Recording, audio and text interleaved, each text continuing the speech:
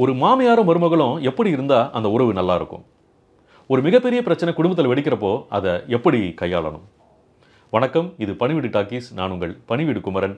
இது உள்ளொழுக்கு மலையாள திரைப்படத்துக்கான விமர்சனம். விமர்சனத்தை தொடங்கறதுக்கு முன்னாடி இந்த சேனலுக்கு நீங்கள் சப்ஸ்கிரைப் பண்ணாதவங்கன்னா விமர்சனம் முடிகிறப்போ மறக்காம சப்ஸ்கிரைப் பண்ணிடுங்க.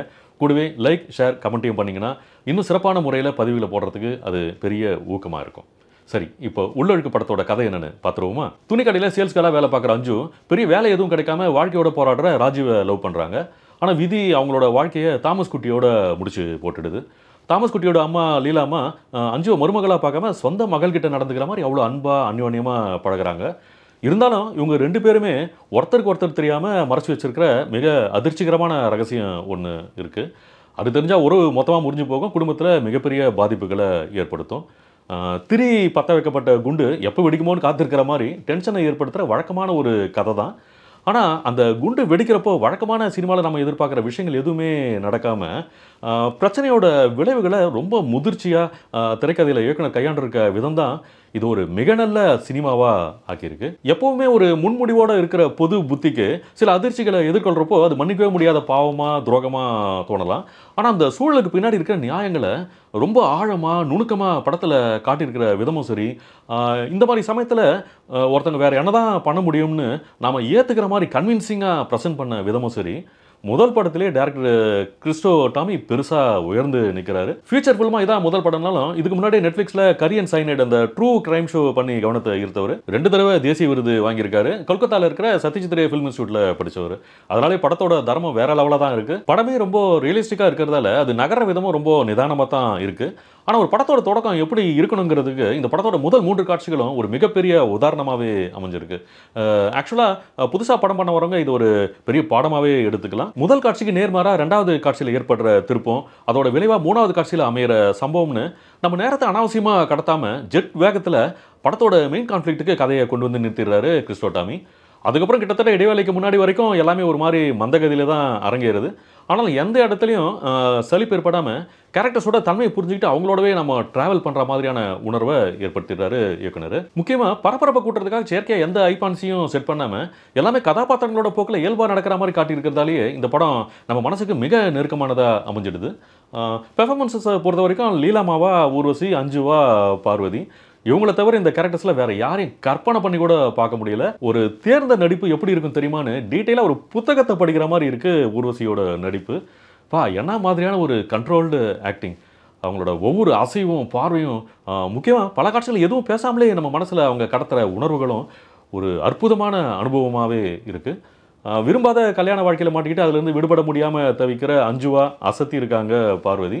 பயந்து பயந்து ஒளிஞ்சு மறைஞ்சு அவங்க பண்ணக்கூடிய காரியங்களாக இருக்கட்டும், படத்தோட 2வது பாதியில் அவங்க எடுக்கிற முடிவாக இருக்கட்டும், அதில் காட்டுற உறுதியாக இருக்கட்டும், எல்லாமே இதை விட வேறு யாரும் பெஸ்ட்டாக பண்ணவே முடியாதுங்கிற அளவுக்கு அவ்வளோ சிறப்பாக பண்ணியிருக்காங்க. வழக்கமான நியாய தர்மம் பேசுகிறவங்களுக்கு இந்த கதாபாத்திரம் படத்தில் பண்ணுற காரியம் தப்பாக தெரிஞ்சாலுமே கூட அது மேலே கோவமோ வெறுப்போ வரவே வராது. அந்த அளவுக்கு அந்த கேரக்டர் உள்வாங்கி அதோட நியாயத்தை நம்ம புரிஞ்சு ஏற்றுக்கிற மாதிரி செம்மையாக பண்ணி அசத்திருக்காங்க பார்வதி. பார்வதியோட கணவரா லீலாமாவோட மகன் தாமஸ் குட்டியாக நடிச்சிருக்காரு பிரசாந்த் முரளி. அந்த கேரக்டருக்கு தகுந்த மாதிரியான உடல்வாகு, முகத்தோற்றம் எல்லாம் அப்படியே பொருந்தி போகிற மாதிரி ஒரு அட்டகாசமான செலெக்ஷனு. பரிதாபத்தை ஏற்படுத்தக்கூடிய ஒரு கேரக்டர் தான். அந்த பரிதாபத்தை கொஞ்சம் நெஞ்சமும் இல்லை, தன்னோட நீட்டான பெர்ஃபார்மன்ஸ்னால நிறையவே அள்ளிடுறாரு. பார்வதியோட பாய் ஃப்ரெண்ட் ராஜீவா அர்ஜுன் ராதாகிருஷ்ணன், காதலிச்ச பொண்ணு இன்னொருத்தனுக்கு மனைவியானதை ஏற்றுக்க முடியாமல் தவிக்கிற தவிப்பு, அதுக்கப்புறமா அவகிட்ட எடுத்துக்கிற உரிமை, அப்புறம் ரொம்ப சுயநலமாக தோன்ற ஒரு விஷயத்தை பார்வதிக்கிட்ட எந்த தயக்கமும் இல்லாமல் நியாயப்படுத்தி பேசுகிற இடங்கள்னு படத்தில் அங்கங்கே வந்து போனாலும் கூட அந்த கேரக்டர் எப்படி பிஹேவ் பண்ணுமோ அதை ரொம்ப சிறப்பாகவே பண்ணியிருக்காரு. அதே சமயம் படத்தோட லீட் கேரக்டர்ஸ் பண்ணியிருக்கிற அட்டகாசமான இந்த பெர்ஃபார்மன்ஸஸில் இயக்குனர் கிறிஸ்டோ டாமியோட பங்கு தான் மிக பெருசுன்னு சொல்லணும்.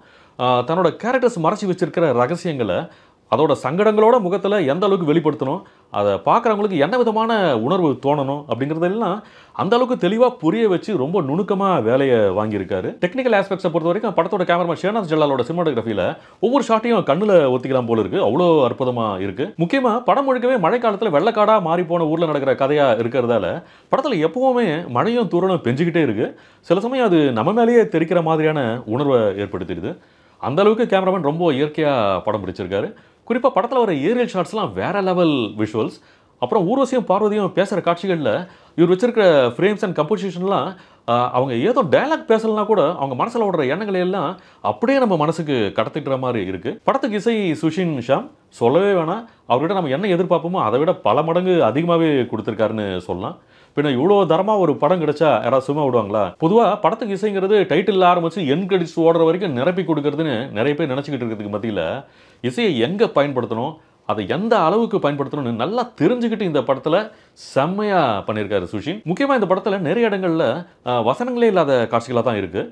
அங்கெல்லாம் அவர் விட்டுருக்க அந்த மௌனமும் போட்டிருக்க இசையும் ஒரு உலக சினிமா பார்க்குற உணர்வையே கொடுத்துடுது. படத்துக்கு கிரண்தாஸ் பண்ணியிருக்காரு. படமே ரொம்ப ஸ்லோ பேஸ் தான். ஆனால் ஒரு சீனை எங்கே கட் பண்ணணும், அடுத்த காட்சிக்குள்ளே எப்படி போகணுங்கிற வித்தை தெரிஞ்ச வல்லவராக இருக்கார். அவ்வளோ கிறிஸ்பாக கச்சிதமாக இருக்குது கட்ஸ்.